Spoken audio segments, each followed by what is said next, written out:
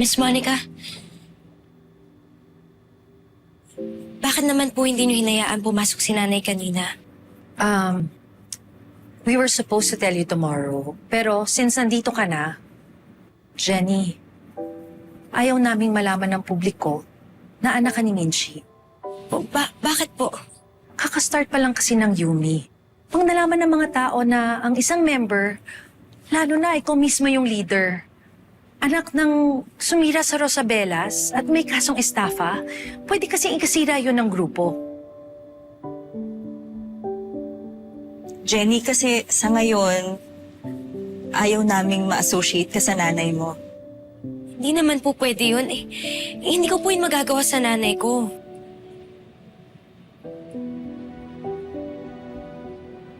Nasasaktan ako!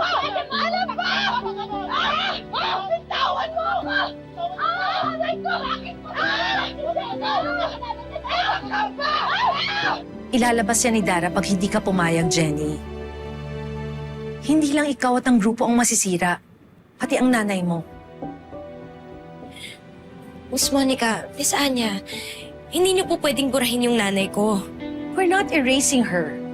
We're protecting the group. Hindi ko papayagan na masira ang Yumi ng dahil sa nanay mo. Hindi po ako papayag. Ayoko po yun gawin. Just obey, Jenny. Miss Monica.